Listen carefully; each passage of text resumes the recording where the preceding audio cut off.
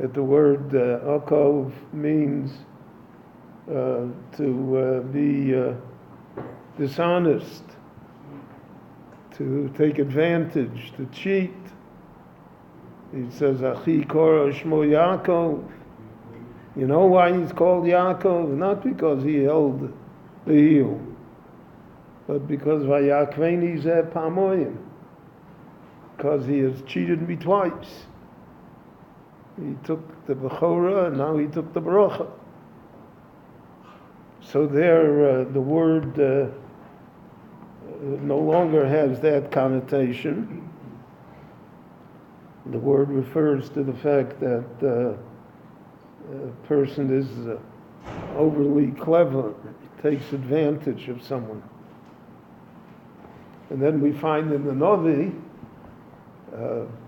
says, Akov alev mi yidoena. The heart of a person, there Akov means it's perverse, it's complicated, it's scheming. Mi yidoena, who can know it? Even the person himself doesn't know his own heart. So we see that the word has various connotations to it. And many times when we have a word such as this in the Torah, or in Tanakh, so it has all of the meanings at one time. It doesn't only mean one thing, it alludes to many, if not all, of the meanings as well. So Rashi here says, why does it say eikev? Rashi uses it again in the meaning that it was used by Yaakov Avinu when he was born.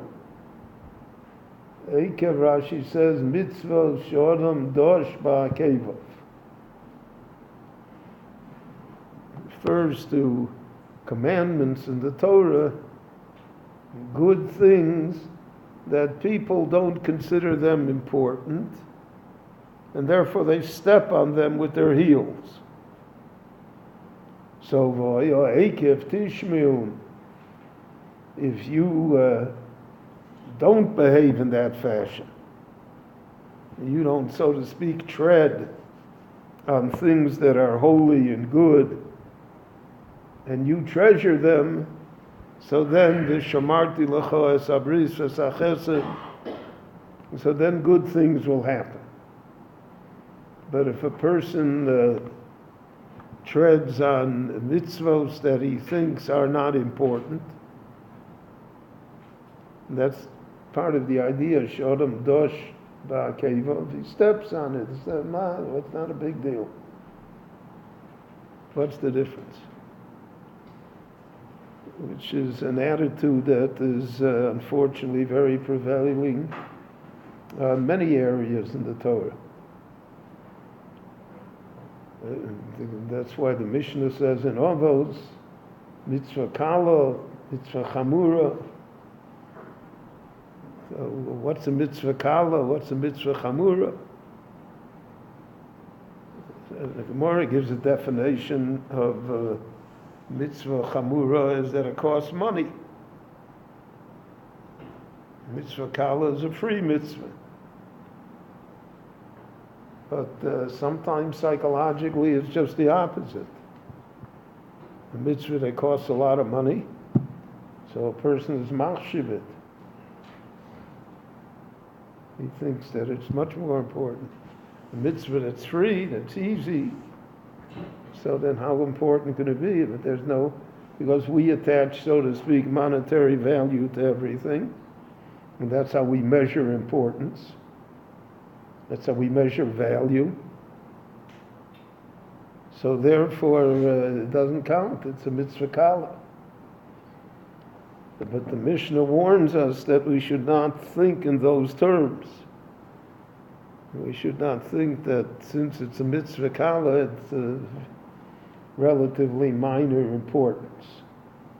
We find throughout Chazal that Chazal always emphasized, so to speak, the little things, the small things, the things even that people didn't take notice of. the Gemara in Sanhedrin, in the last parak, discusses why Nebuchadnezzar became the emperor of Bavel, and he, for 4 generations, his dynasty ruled until it was overthrown by the Persians. So to us, it's a matter of history, right? Nebuchadnezzar, 4 generations, yeah, we understand, that's how dynasties work, that's what happens in the world. Empires rise, empires fall. We don't look at things the way Chazal looked at it. Chazal said, how come? Especially he's such a Russia. Destroyed the Beis HaMikdash Rishon. So why, so we would have thought that, who knows, he should have been struck by lightning. Why does God reward him? That for 4 generations his dynasty should be rulers.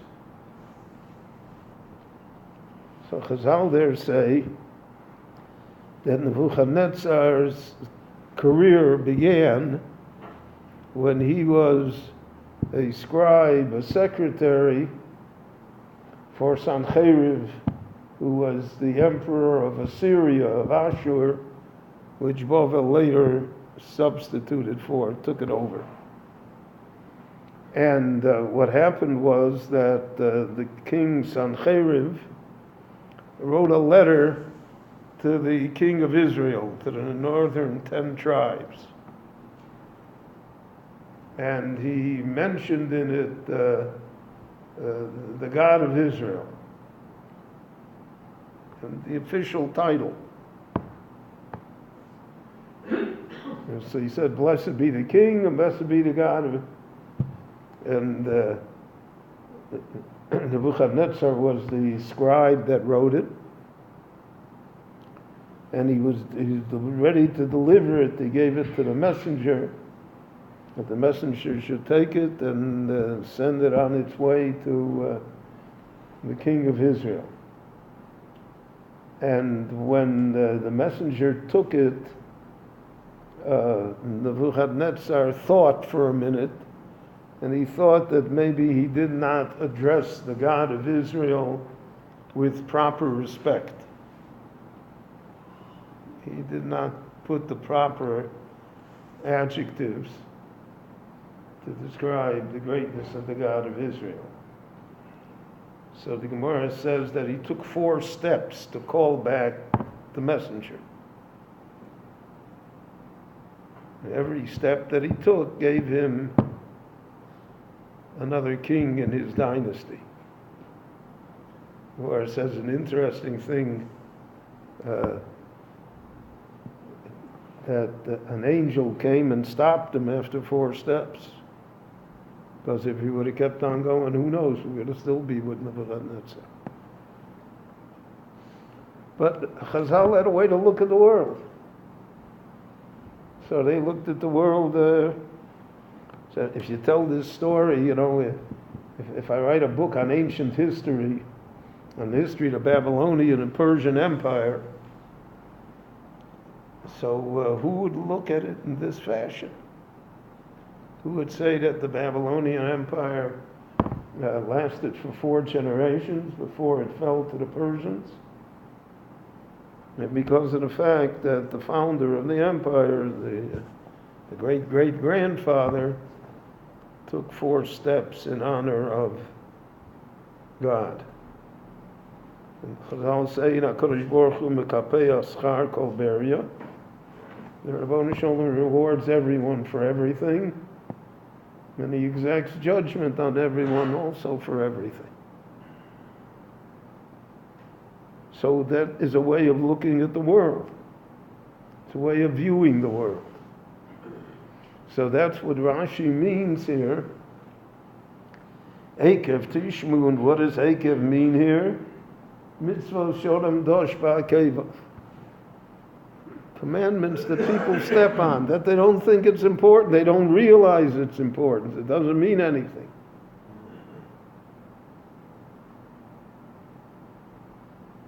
And therefore, what Chazal are trying to impose upon us is that we should realize that everything that we do has some cosmic importance. It's not just nothing. Because in this world, all the creatures that God has created and all the actions that those creatures perform have a purpose. And how that purpose is fulfilled is the measure of the person, the measure of what was created, whether it has fulfilled or not.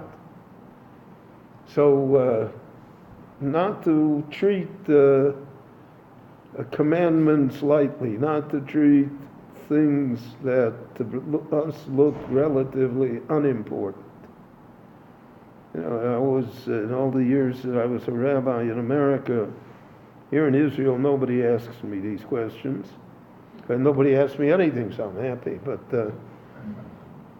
in America, he said, you know, does God really care? You know, if I got 8 strings in my tallis or I got 7. Or does God really care, you know? So if you ask a question like that, so to our limited intelligence and the way we think of things, so yeah, it's absurd to think that God would care. He's got other things to worry about, right? In the world, you got to worry about North Korea, so then what difference does it make if I have 8 strings or 7 strings? I've heard that posed many, many times. But that's, again, short-sighted. That's viewing the world the way we view the world. But the way Chazal viewed the world, it doesn't make a difference. You see, by Nebuchadnezzar, what a difference it made. By other things, too. It makes a great difference. The Gemara says, I mentioned this in another context, but it belongs here as well. The Gemara asks, why was Rabbeinu HaKadosh, Rabbi Yehuda Anosi, so privileged to write the Mishnah, to edit the Mishnah, to take it upon himself to really elevate Torah Shebaal Peh so that it became accessible to all, could be able to say Eis Lasos Lashem. What is it that made him that great? So the Gemara answers again, not what we would answer. We would say, he went to Brisk, or he went to the mirror, or he did this, or he was a tzaddik, all of which is true, but that's not the answer. The Gemara says that Rebbe said, Pamachas Roisi es Rabbi Meir Me'achorav. I was privileged in my lifetime that once I saw the great Rabbi Meir, but I saw him from the back. I saw his back. Ilu Roisi Milfonov. If I would have seen him head on, I would have been far greater. But what I am is because I saw it from the back. So that's what made me Rebbe. That's what made me Rabbeinu HaKadosh. Others didn't see it, so therefore they weren't. But that was my privilege.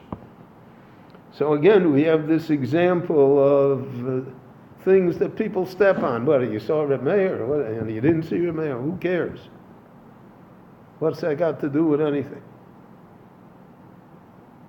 But in the world of Chazal, all of these things matter, and they matter far more than we think they should matter.